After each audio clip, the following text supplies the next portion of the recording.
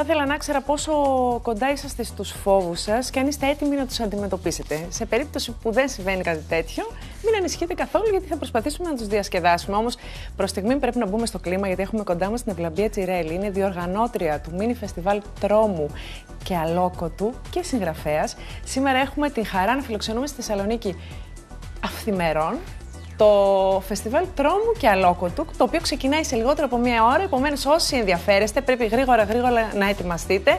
Και η Ευλαμπία έχει 10 ολόκληρα λεπτά να μας εξηγήσει και να μας βάλει στο κλίμα γιατί Ευλαμπία, ένα τόσο όμορφο και χαρούμενο κορίτσι, διοργανώνει ένα μίνι φεστιβάλ τρόμου. Πραγματικά με τρόμο το ρωτάω.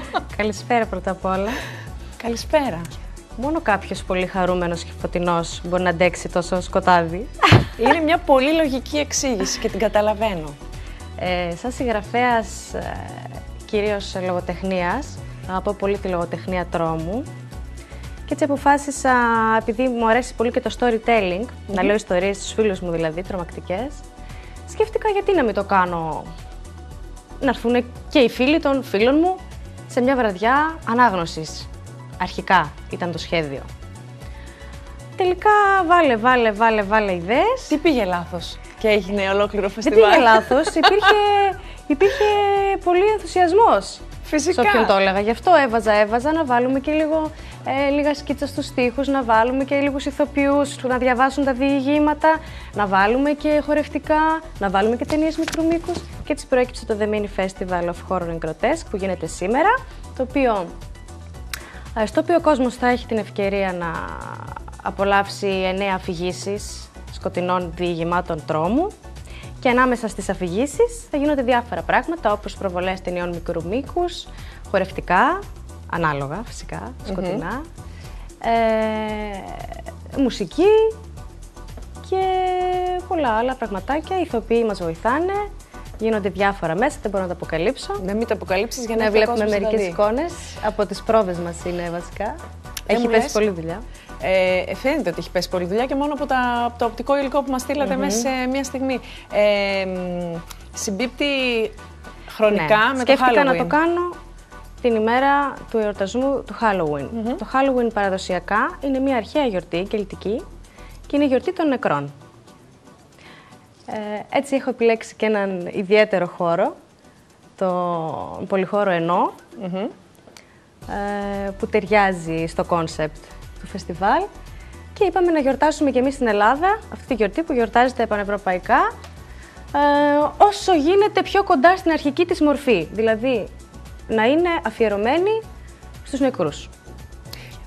Συζητούσαμε προηγουμένως ότι αυτές τις μέρες ακούω διαρκώς για εκδηλώσεις που γίνονται με αφορμή το Halloween και είναι η πρώτη φορά που έπεσε κάτι τέτοιο στην αντίληψή μου. Δεν θυμάμαι πέρυσι, πρόπερσι να γίνονται τόσες πολλές, να οργανωνόμαστε, ρε παιδί μου. Ναι. Εδώ και 2 χρονιές γίνεται το Zombie Riot, η παρέλαση των ζόμπι, που είναι ένα έθιμο που υπάρχει σε πολλές ευρωπαϊκές πόλεις.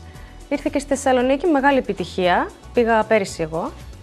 Οπότε πιστεύω ότι αυτή η κίνηση οφείλεται στο ότι οι φοιτητές αρχίζουν να βγαίνουν στο εξωτερικό και ερχόμενοι κουβαλάνε την κουλτούρα της Ευρώπης και τις γιορτές. Και είναι και πολύ ωραίο και πολύ ενδιαφέρον να ακούμε διάφορα και διαφορετικά πράγματα. Υπάρχει μεγάλη χαρά του κόσμου, μεγάλος ενθουσιασμός, περιμένουν πώς και πώς. Αναμένουμε πολύ κόσμο σήμερα και είναι και πολύ μεγάλη η χαρά μας που μπορούμε καταφέραμε να κάνουμε. Είμαστε ερασιτέχνες, έτσι είμαστε μια ομάδα 25 ατόμων, παιδιών, όλοι συμμετέχουν εθελοντικά και ο καθένας με το λιθαράκι του να δούμε τι θα βγει. Δεν μου λες τι ήταν αυτό που σου πρωτοτράβηξε στις ιστορίες τρόμου? Εγώ, ας πούμε, λατρεύω τα θρίλερ. Δεν μπορώ να το εξηγήσω, αλλά μου αρέσει πάρα πολύ. Βέβαια, το βράδυ δεν κοιμάμαι. Ή αν κοιμηθώ, πρέπει να υπάρχει. Φωτάκι. Ποιο φωτάκι, παιδί μου, άνθρωπος να σκαλώνω πάνω. Τι φωτάκι μου λες τώρα? Όχι, εγώ από μικρή. Αλλά τα τραβάει η όρεξη μου. Και ας φοβάμαι.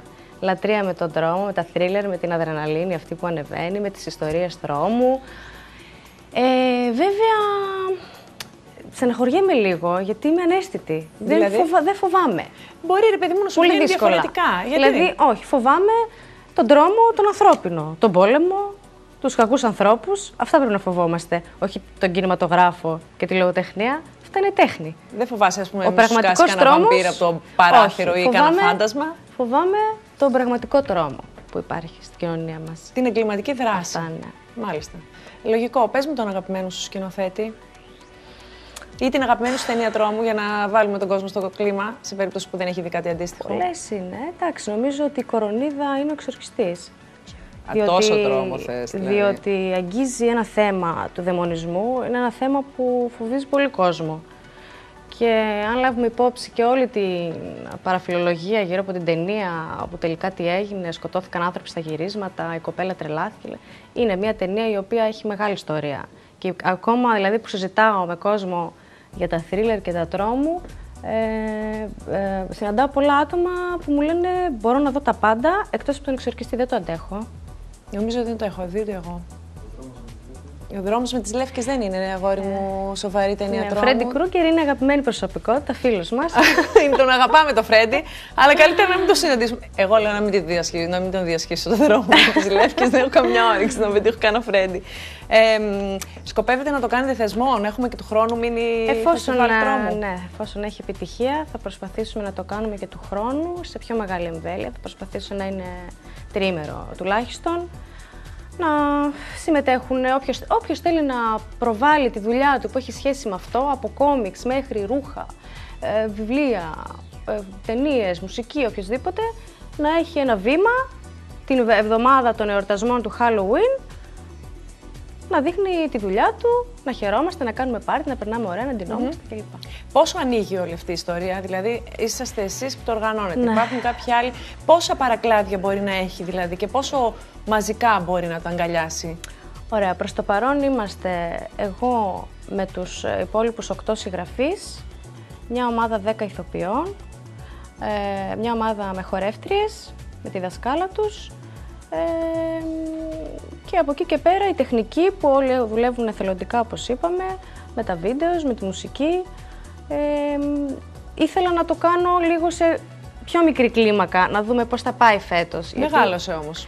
Μεγάλωσε και είναι και πάρα πολύ δύσκολη η διοργάνωση. Είμαι σίγουρη. Φαντάζεσαι τι δουλειά έχει. Πώς δεν φαντάζομαι, αστείευεσαι μόνο από αυτό που είδα. Οπότε του χρόνου να μπουν και άλλοι συμμετέχοντες, δηλαδή να γίνει πιο πλούσιο με περισσότερη διάρκεια. Μακάρι. Υπάρχει ρεύμα τρόμου? Ρεύμα τρόμου τι εννοείς? Ρεύμα τρόμου, δηλαδή αν υπάρχουν. Αν τραβάει, ρε παιδί μου, ο τρόμος σε όλα τα επίπεδα. Ο τρόμος πουλάει πάρα πολύ. Πουλάει, Πάρα πολύ. Ξέρεις, γιατί τώρα ενώπιση της κρίσης σκεφτόμαστε νέες business, οπότε. Ορίστε, εγώ ανοίγω το δρόμο, ορίστε, όποιος θέλει. Θα συνεργαστούμε να κάνουμε διάφορα. Ωραία φάση. Το βρήκα πάρα πολύ ενδιαφέρον. Ανακάλυψα μόλις το μεσημέρι το μίνι φεστιβάλ. Θα διασκεδάσουμε. Μπράβο, λοιπόν. Να πούμε και το βιβλιαράκι μας ότι τα 9 διηγήματα που έχουμε γράψει και έχει εικονογραφήσει η Νατάσα Παυλίτσεβιτς, έχει επιμεληθεί ο Νίκος ο Μούρας, graphic design η Χαρά η Κρέτα. Θα υπάρχουν σε αυτό το βιβλιαράκι μας, όποιος θέλει μπορεί να το βρει σήμερα στο φεστιβάλ. Είναι ένα βιβλίο 100 σελίδων με 9 απολαυστικά διηγήματα. Ωστόσο τα διηγήματα θα έχουν συντομότερη μορφή στην αφήγηση, για να μην κουράσουμε. Όπως τα βλέπετε μέσα, ναι. Βέβαια, ναι, οπότε όποιος θέλει να διαβάσει ολόκληρες τις ιστορίες μπορεί να πάρει το βιβλίο μας. Θα είναι πολύ λίγα τα κομμάτια. Παρακαλούμε με ψυχραιμία. Λοιπόν, ελπίζω να τους κατατρομάξετε. Δεν έχω κομψή έκφραση στα ελληνικά που θα μπορούσα να τοποθετηθώ. Scared to death είναι στα αγγλικά. Εντάξει, μπορούσα να την πω. Ευχαριστώ πάρα πολύ που ήρθες. Και εγώ ευχαριστώ.